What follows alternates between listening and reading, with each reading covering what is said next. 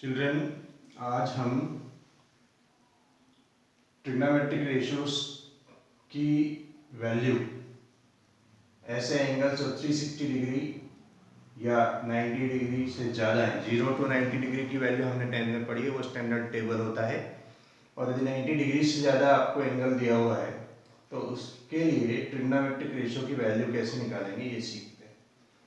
सबसे पहले तो ये हम सबको पता है कि फर्स्ट क्वाड्रेंट में एंगल या तो हम थीटा ले सकते हैं या 90 माइनस थीटा ले सकते हैं, क्योंकि 0 डिग्री से 90 डिग्री तक एंगल फर्स्ट क्वाड्रेंट में होता है।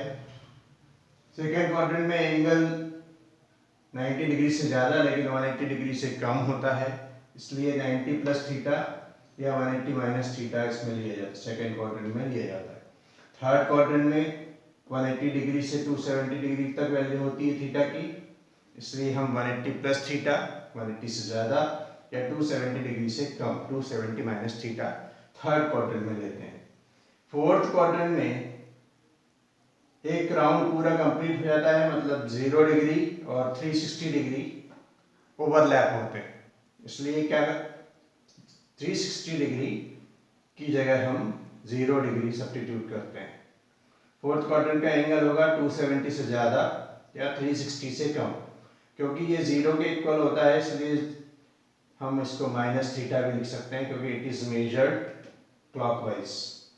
बाकी फर्स्ट क्वाड्रेंट में सारे ट्रिग्नोमेट्रिक रेशियो पॉजिटिव होते हैं, ये एएसटीसी में पढ़ा हमने, साइन और कोसेक। सेकंड क्वाड्रेंट में पॉजिटिव होते हैं, थर्ड क्वाड्रेंट में टैन और कॉट, और फोर्थ क्वाड्रेंट में कॉस और सेक पॉजिटिव होते हैं। ये रूल भी हमको अप्लाई करना होगा। कुछ स्टेप्स हैं वैल्यूज फाइंड करने के लिए। First of all, angle measured anti clockwise are positive. जब एंटी क्लॉकवाइज एंगल मेजर किया जाता है तो वो पॉजिटिव होता है, और जब when angle measured clockwise it is negative. जब क्लॉकवाइज मेजर करते हैं, इस डायरेक्शन में मेजर करेंगे, ये एरो बना हुआ है, तब वो एंगल नेगेटिव होगा। दूसरा रूल है, all negative angles are initially considered in fourth quadrant. इस क्वेश्चन में आप देख रहे हैं कोसेक -1410, ये नेगेटिव एंगल है, इसलिए इसको हम फोर्थ क्वाड्रेंट में कंसीडर करेंगे। यानी कॉस और सेक यदि होगा तो पॉजिटिव लिखेंगे, माइनस का साइन हटा देंगे, और यदि बाकी कुछ भी कोई बचा भी ट्रिग्नोमेट्रिक रेशियो होगा तो एंगल का माइनस हट जाएगा और ट्रिग्नोमेट्रिक रेशियो के आगे माइनस लग जाएगा। All negative angles are initially considered in fourth quadrant. Third rule is, if angle is greater than 60 degree, divide it by 360 degree. 1410 360 degree से ज्यादा है, 765 ऑलरेडी पॉजिटिव था, ये भी 360 से ज्यादा है तो हमने 360 से डिवाइड किया, कोशेंट और रिमाइंडर निकाला है, कोशेंट और रिमाइंडर निकाला है। फोर्थ रूल इज 360 डिग्री और उसके मल्टीपल आर इक्विवेलेंट टू 0। 360 या उसका कोई मल्टीपल है, उसकी जगह 0 हम पुट कर सकते हैं। Then remaining 330 degree we have got, 330 degree को हम 360 minus 30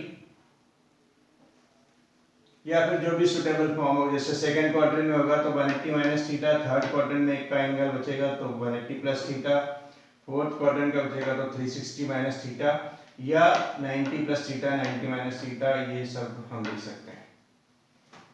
Get the remaining angle in any one of the following form: theta 180 minus theta, 180 plus theta, 360 minus theta, or it will be minus theta also. We can write in the form 90 minus theta, 90 plus theta, 270 minus theta and 270 plus theta, the angles which are along y-axis also. But इसके लिए special rule है कि यदि आप ऐसा लिखते हैं 90 minus theta, 90 plus theta, 270 minus theta, 270 plus theta, तो साइन कॉस में चेंज हो जाएगा, कॉस साइन में चेंज हो जाएगा, टैन कॉट में चेंज हो जाएगा, कॉट टैन में चेंज हो जाएगा, सेक कोसेक में चेंज हो जाएगा, कोसेक सेक में चेंज हो जाएगा।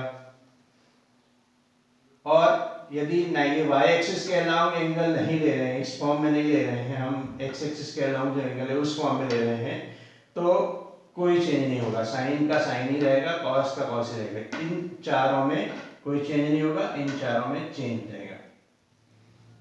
Then sixth rule is put sign according to ASTC।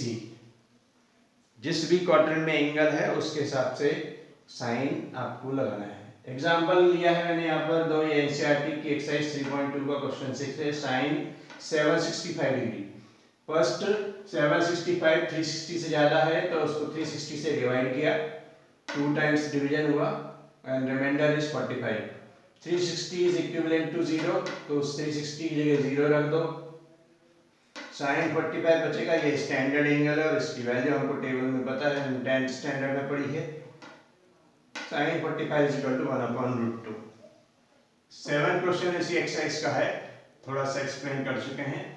Cosec -1410, angle is negative, so consider in fourth quadrant. In fourth quadrant cosec is negative, cosec is negative, so minus sign has come outside. If it is cos or sec, minus sign will be removed and minus sign हटा देंगे यदि cos और sec होगा, but cosec है इसलिए minus sign आएगा क्योंकि वो नेगेटिव होता है।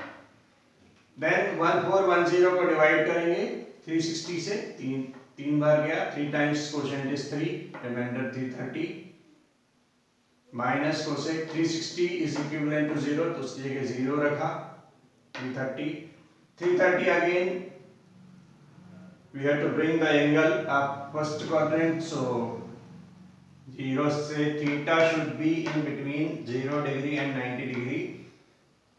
Then use table, standard table जो आपने 10th में पढ़ा है, एंड राइट द वैल्यू।